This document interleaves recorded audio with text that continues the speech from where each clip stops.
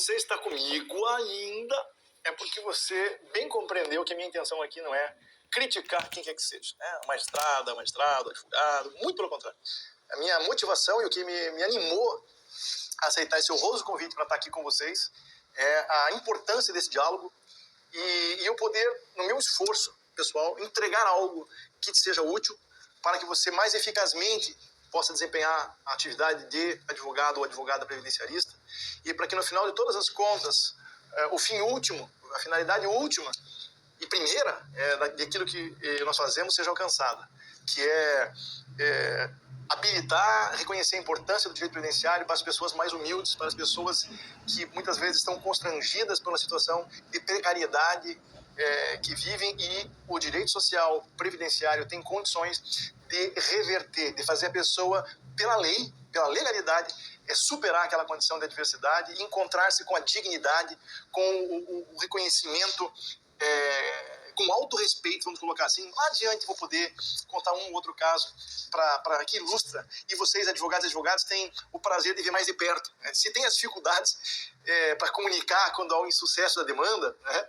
Tem também o prazer de ver o quanto significa o benefício de um salário mínimo na vida de uma pessoa que chegou até o meu escritório em absoluto estado de insegurança econômica. Mas estamos aqui, anunciei no último vídeo, né, o artigo 129A da Lei 8.213. O que traz o artigo 129A? Ele é uma alteração realizada na Lei 8.213 pela Lei 14.331. Essa Lei 14.331, ela trouxe ali requisitos específicos para as ações envolvendo benefício por incapacidade. E, na verdade, são requisitos que se amoldam àquilo que eu vinha falando.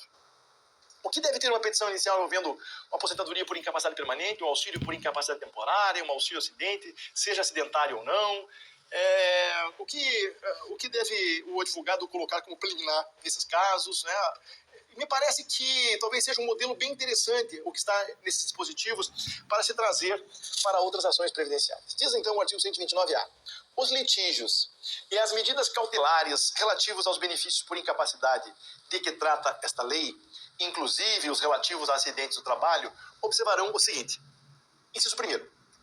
Quando o fundamento da ação for a discussão de ato praticado pela Perícia Médica Federal, a petição inicial deverá conter, em complemento aos requisitos previstos no artigo 319 do CPC, então perceba, se o que eu estou buscando impugnar é o resultado da perícia, o perito do INSS, o perito médico federal entendeu que havia capacidade, e a minha tese é de que a pessoa está incapaz ou que continua incapaz e que, portanto, o INSS não deveria ter cessado o benefício por incapacidade, diz esse inciso primeiro que, além dos requisitos que estão no artigo 319, em complementação, a petição inicial deverá conter. E daí vem. Veja a clareza aqui. Descrição clara da doença. Qual é a patologia? Qual é a lesão? Qual é a doença? E quais as limitações que ela traz? Não é apenas, então, o INSS indeferiu aqui e requer a concessão de auxílio por incapacidade temporária. Não. Qual é a patologia? Quais as limitações que ela traz para o segurado, para a parte autora, não no geral? Quais são as limitações sofridas pelo teu cliente, pela tua cliente? B. Indique, ou a indicação da atividade para a qual o autor alega estar incapacitado. Qual é a atividade exercida pela parte autora? E quais as funções que ela desempenha?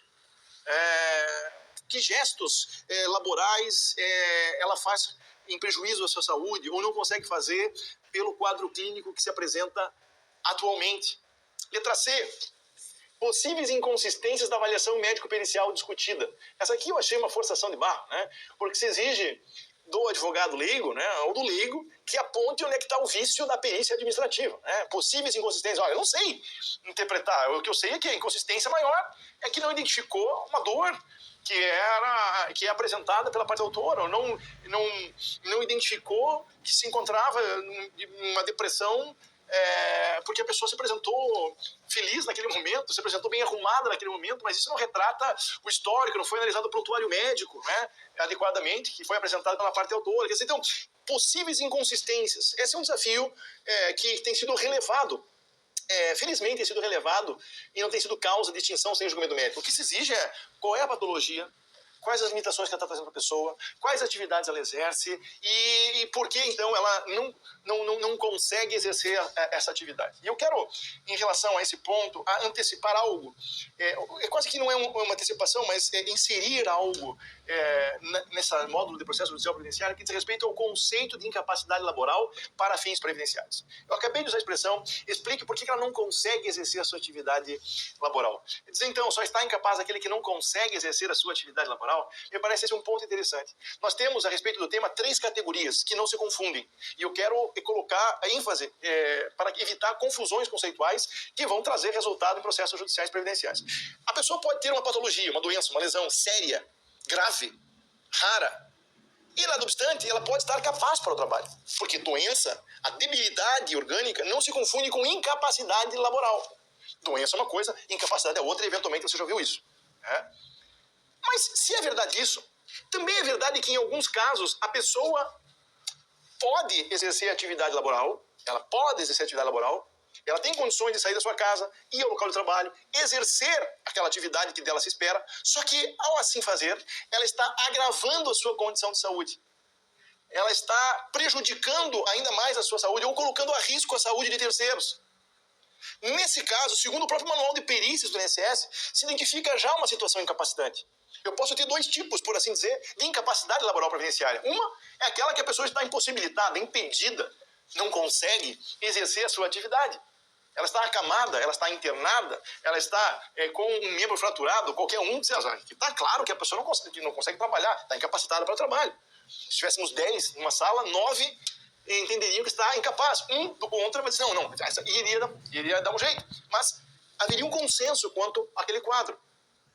Porém, uma outra forma de incapacidade laboral é que, não, a pessoa não está acamada, não está internada, a pessoa tem condições de se deslocar e ir ao local de trabalho, só que, para ela, atender a expectativa de produção, pela carga horária, pela jornada de trabalho que dela se espera, ela vai acabar comprometendo a sua saúde, agravando o seu maior patrimônio, que é a sua saúde, colocando a risco a sua integridade física ou de terceiro. Aqui também é uma causa para a incapacidade laboral previdenciária. E esse detalhe poucas vezes é percebido. Então, eu tenho doença, eu tenho incapacidade, e eu tenho uma terceira entidade, eu tenho uma terceira categoria, que é a impossibilidade, o impedimento, que é a incapacidade pelo impedimento, como eu antecipei, porque a pessoa não tem a mínima condição de exercer aquela atividade, não consegue. Então eu tenho 3 situações. Eu tenho, de um extremo, a pessoa tem a debilidade, mas não está incapaz. Eu tenho um outro extremo, a pessoa está absolutamente impedida de exercer atividade pela situação crítica da sua saúde. E eu tenho, entre elas, uma situação de reconhecimento de incapacidade laboral, que é suficiente para essa, uma situação em que eu perceba que ela não consegue ter um tratamento sem que se afaste da atividade, que ela não pode exercer aquela atividade sem que prejudique ainda a sua saúde ou coloque a saúde e a vida de terceiro em risco. O que é de confusão? Se é verdade que doença é uma coisa e incapacidade é outra, também é verdade que para a incapacidade laboral previdenciária não deve ser exigido impedimento absoluto para o exercício da atividade, sendo suficiente para a concessão dos benefícios por incapacidade, especialmente auxílio por incapacidade temporária, uma situação em que se verifique, olha, ela tem condições fáticas de ir ao trabalho, ela pode ir lá, mas está derrubada, vai prejudicar a sua saúde. É até indigno exigir que ela faça isso. E por que eu estou colocando esse parênteses aqui? Porque há uma confusão conceitual em matéria previdenciária.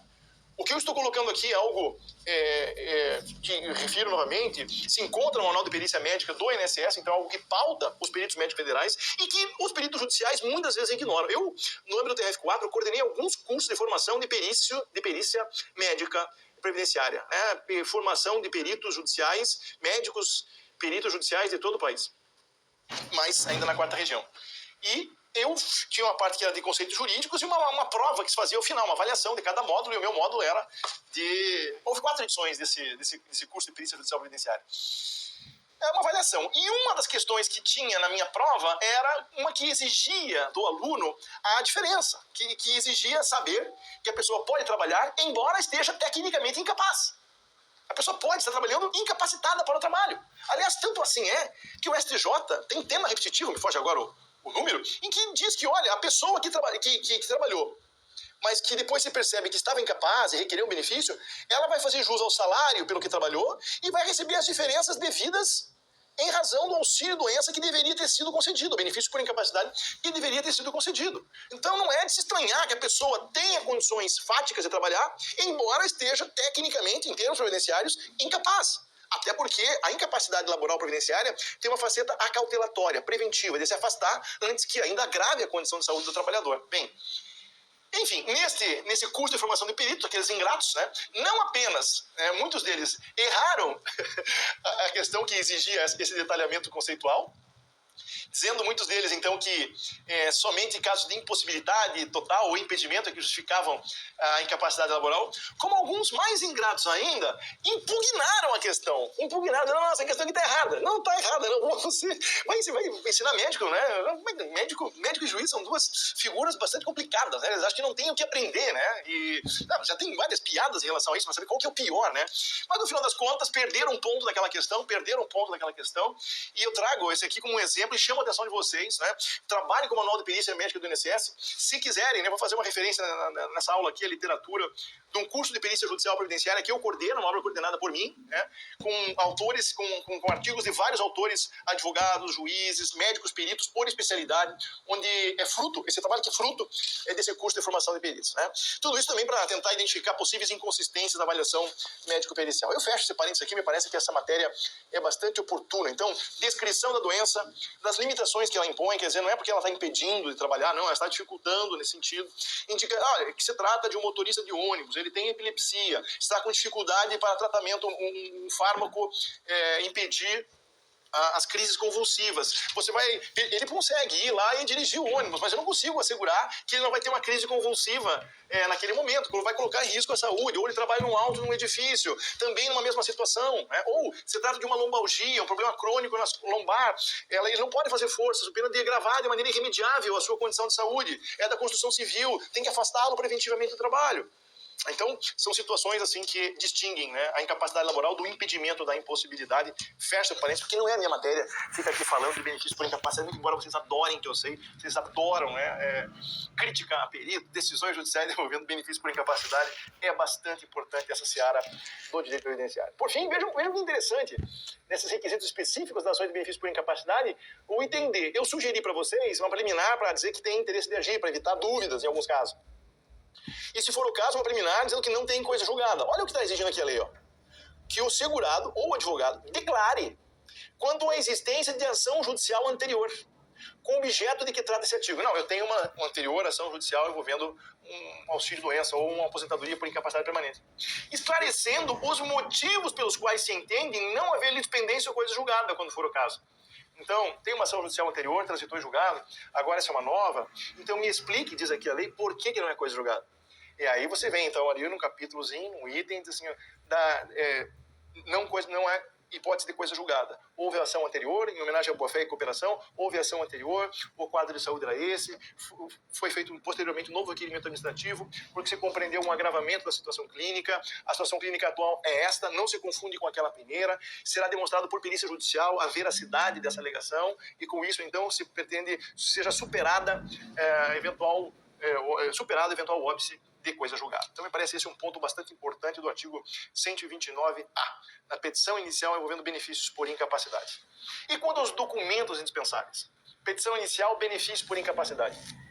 Para atendimento do disposto no artigo 320 do CPC, documentos indispensáveis à propositura da ação, a petição inicial, qualquer que seja o rito ou procedimento adotado, juizados ou na justiça comum, deverá ser instruído pelo autor com os seguintes documentos: na justiça estadual, se for causa acidentária, na justiça federal, se for benefício previdenciário por incapacidade. Vai ter que ter comprovante de indeferimento do benefício. Aliás, esse daqui tem que ter para qualquer ação: comprovante de indeferimento do benefício, comprovante de residência, porque vai trazer a fixação da competência. Por vezes, né, leve uma procuração atualizada, leve um comprovante de residência, se possível, atualizado, porque alguns juízos são mais restritivos quanto a esse ponto, você acaba se precavendo. Comprovante, então, de indeferimento do benefício ou de sua não prorrogação, quando for o caso, pela administração pública. Por que da sua não prorrogação? Porque, por vezes, o INSS concedeu o auxílio-doença, o auxílio por incapacidade temporária, e você, o segurado, num procedimento da alta estimada ou da alta programada, o segurado, vimos isso na disciplina anterior, ele 15 dias antes deve solicitar o pedido de prorrogação do benefício de auxílio-doença ou de auxílio por incapacidade temporária. Se ele não fizer o pedido de prorrogação, lembremos, o perito médico federal estimou: olha, eu vou te conceder auxílio-doença, mas por 120 dias. Se você não melhorar até lá e eu não tiver condições, você pede a prorrogação que eu analiso. E imaginemos que, passados 120 dias, não houve pedido de prorrogação. O que se tem, então, é a ideia de que, olha, ele satisfez com a perícia do INSS, satisfez com a postura do INSS, com o que disse a administração pública. Então não há líder, não há conflito de interesses, não há resistência à pretensão, não há algo que justifique o que torne necessária a prestação da tutela jurisdicional. Então me parece esse um ponto. Agora, se o INSS vem, prevê 120 dias, você o segurado 15 dias antes vai lá, solicita a prorrogação, se o INSS negar a prorrogação, vem aqui, ó, na atuação de restabelecimento, para você comprovar que tem o interesse de agir, ou você tem que ter um indeferimento administrativo, quando o INSS não concedeu, ou a prorrogação do benefício que foi solicitada e o INSS não prorrogou o benefício e indeferiu a prorrogação. Causa para comprovar o interesse de agir. Letra B. Comprovante da ocorrência do acidente de qualquer natureza ou do acidente do trabalho, sempre que houver um acidente apontado como causa da incapacidade. Então, comprovante do acidente de qualquer natureza ou acidente de trabalho, sempre quando o acidente for apontado. Isso é fundamental, especialmente para a definição de renda mensal, a natureza do benefício, demonstração de direito ao auxílio acidente, etc. E letra C, documentação médica de que dispuser relativa à doença alegada como a causa da incapacidade discutida na via administrativa. Esse é um ponto importante. Olha, eu preciso levantar uma documentação médica. Se eu tiver prontuário, ótimo. Exames médicos, relatórios médicos, atestados médicos de afastamento. São documentos, são achados médicos que permitem, primeiramente, o perito judicial analisar de maneira mais abrangente a situação, porque o perito judicial vai fazer o quê? Vai receber o segurado, assim como se espera o perito médico federal, né? Vai fazer a anamnese, vai fazer a entrevista, vai perguntar a idade, função, esforços, o que dói, qual é a queixa principal, quais são as outras queixas, vai fazer o exame físico, o exame clínico, né? Vai fazer as manobras a depender das queixas, para se saber das limitações que aquela patologia causa, vai fazer uma análise dos achados médicos, vai contrastar o que ele identificou com o exame clínico com aquilo que a documentação médica está sinalizando. E, por fim, o médico perito vai fazer a fundamentação, a justificativa para entender se há ou não a incapacidade laboral. Então, nesse contexto, perceba a importância de, tanto quanto possível, reunir uma documentação médica que permita compreender de maneira mais larga a situação de capacidade ou incapacidade laboral do particular. Não adianta colocar lá 200 receitas médicas de Enador, ou de Doril, quer dizer, isso vai inchar o processo e isso vai fazer com que o documento, porventura relevante, se perca numa multidão de documentos desinteressantes. Né? Então, mas eu sou leigo, não sei o que importa. A gente tem que saber o que pode influenciar um perito médico. Né? Aqueles documentos que não se sabe ali e tal, dá para a pessoa levar no dia da perícia. Assim, olha, isso aqui, ó, tem aqui o meu advogado entendeu que não era importante, mas se o senhor entender, dá no dia da perícia, a pessoa leva lá. Mas é importante colocar no processo porque antes da perícia o perito judicial já faz uma análise prévia da situação, quais são as queixas, a documentação médica, e no ato faz o exame clínico, isso facilita, né, a compreensão do médico perito. Documentação médica, então, que corresponda, né? Olha, tá de elegibilidade difícil, traduz ali, coloque, faça essa gentileza que é importante. Olha, aqui está escrito isso, né, nesse documento médico. Olha, o prontuário está dizendo isso. Não coloque o prontuário perdido lá, de maneira desinteressada, sem saber o que está significando, né? Coloque, olha, aqui houve um agravamento, aqui já havia queixa daquela doença. Explore essa documentação médica. Tudo isso que eu estou falando não é garantia de sucesso, mas potencializa as chances de uma melhor comunicação, o que é indispensável para uma atuação eficiente na advocacia, para a obtenção do resultado final, uma decisão de mérito equânime, justa, né, aderente à realidade fática. Então, daí a importância dessa documentação médica. Eu sei que essa altura você está pensando, coitado do meu cliente, da minha cliente, doutor, você não sabe o que está falando, ele é do SUS, não tem documentação médica, tem um exame a cada 6 meses, ou eu peguei a época da pandemia, quem nem podia, tudo isso é compreensível. E tudo isso pode ser colocado na petição inicial, mas não juntou por isso, mas não juntou porque é SUS, mas não juntou porque se aguarda ainda a próxima consulta, está aqui, se aguarda a próxima consulta daqui 6 meses, como que eu vou trazer qualquer tipo de elemento médico em 6 meses se está aguardando uma consulta há 6 meses? Contextualize essa situação específica. E com isso, minhas queridas e meus queridos, fizemos análise da petição inicial em direito previdenciário, análise da petição inicial envolvendo benefício por incapacidade, que me parece bastante importante.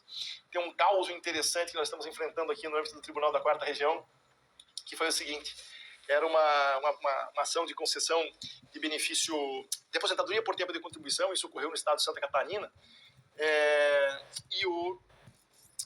se buscava o reconhecimento de vários períodos de atividade especial. Então se pretendia, vamos supor lá, 10 anos de tempo especial, esses 10 anos seriam convertidos em tempo comum, então teria um acréscimo, era homem, de 40%, então teria 4 anos a mais na contagem. Lembrando que essa conversão de tempo especial em comum por hora nos termos da emenda 103 de 2019, é apenas até 13 de novembro de 2019. Depois, ou você tem direito à aposentadoria especial, ou não pode converter em tempo comum para fins de aposentadoria outra, que não é aposentadoria especial, né? Então, vai valer um dia normal, um dia comum.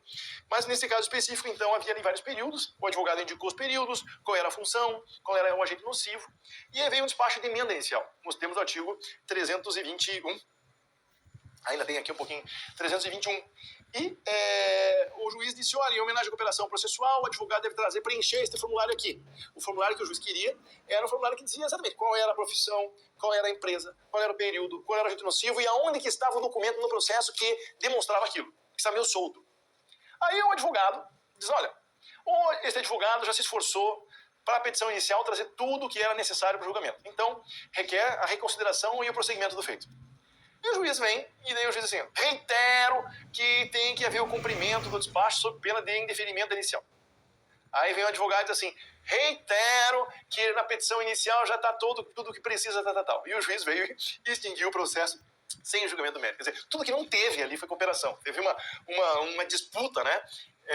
De quem não se gosta ou de quem quer medir forças, e o processo não é lugar de juiz medir força ou de você medir força com o juiz, muito pelo contrário, a ideia de cooperação processual para que se possa ter uma decisão de mérito, o que não teve no processo, e estamos julgando agora no Tribunal da Quarta Região, sou relator desse processo, em breve, né, quem sabe até a gravação das nossas últimas aulas tenha julgamento desse processo, eu possa trazer o resultado aqui, né. Aí veio o advogado no recurso dizendo que tem que ser anulada aquela sentença, que é arbitrária a decisão, que não era indispensável para análise do processo, etc. Não estão se entendendo na primeira instância, né? Não, tem que ir lá tomar um café com o juiz, vai fazer uma visita para o juiz, vai tomar um café com o juiz, né? Vai conversar com ele, vai se apresentar. Isso parece brincadeira, não, mas eu não vou. Tira 5 minutos para um caso importante, para um detalhe, e vai falar com o juiz ou com a juíza, né? Isso pode fazer a diferença. Se dê conhecer, reforce a tua imagem profissional também, seja no nível individual, ali perante o juiz, primeira instância, seja no âmbito do tribunal. Vou seguir aqui para a parte final desse nosso encontro, o procedimento do artigo 129A. Determinada pelo juízo a realização de perícia, o perito deverá, no caso de divergência com as conclusões do laudo administrativo, dizer, de forma fundamentada, quais as razões que amparam o dissenso. Tem que fundamentar a perícia judicial também, especialmente no que se refere à comprovação da incapacidade, a data de início e a correlação da limitação com a atividade laboral do pericial. Quando a conclusão do exame médico pericial realizada por perito mantiver o resultado da perícia administrativa, o juiz pode, ouvida a parte autora, já julgar improcedente o pedido. Pode encerrar por ali mesmo. E por fim, se a controvérsia versar sobre outros pontos, além do que exige o exame médico pericial, por exemplo, está em discussão qualidade de segurado, né, ou persistência da incapacidade, né, a filiação, o juízo dará seguimento ao processo com a citação do réu. Senão, também poderá extinguir o processo, definindo a partir da prova pericial. Meus caros, sobre a petição inicial em matéria previdenciária, espero ter entregue algo que seja útil a vocês para a carreira, especialmente envolvendo benefícios por incapacidade ante a inovação legislativa que nós tivemos aqui. Na aula sequente, trataremos alguns temas palpitantes, como a fungibilidade dos benefícios previdenciários nas ações judiciais, reafirmação da DER, prescrição e decadência em matéria previdenciária, dando conta, assim, da nossa segunda disciplina do módulo Processo Judicial Previdenciário, nesse curso maravilhoso de pós-graduação em Direito e Processo Previdenciário da ESA. Falou? Falei? Até a próxima.